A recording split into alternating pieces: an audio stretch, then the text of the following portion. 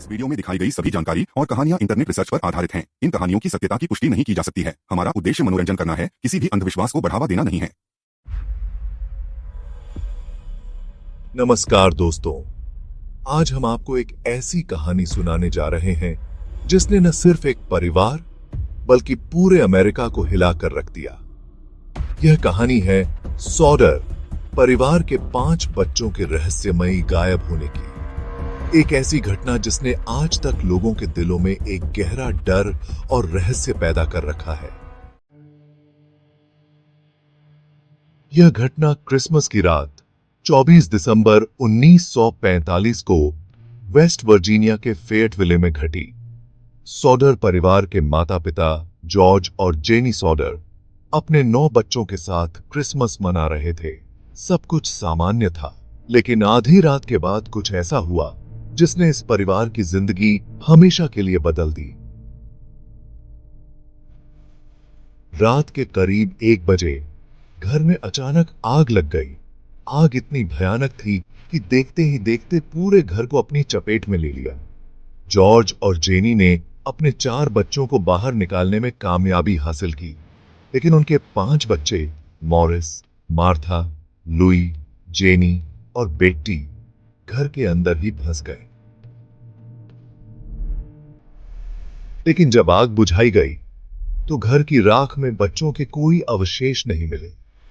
यह बेहद अजीब था, क्योंकि अगर बच्चे आग में जल गए होते तो उनके शरीर के कुछ हिस्से अवश्य मिलने चाहिए थे। इस रहस्यमयी घटना ने सबको हैरान कर दिया। सवाल उठने लगे, क्या बच्चे वाकई आग में जल गए थे या फिर उन्हें किसी ने अगवा कर लिया? सॉडर परिवार ने कई वर्षों तक अपने बच्चों की तलाश की। उन्होंने पूरे इलाके में पोस्टर लगाए, जासूसों को काम पर रखा और यहां तक कि सरकारी अधिकारियों से मदद की गुहार लगाई। लेकिन हर बार उन्हें निराशा ही हाथ लगी। एक ओर जहां अधिकारियों ने इसे एक हादसा करार दिया, वहीं जॉर्ज और जेनी को यकीन था कि उनके बच्चों का अपहरण हुआ है।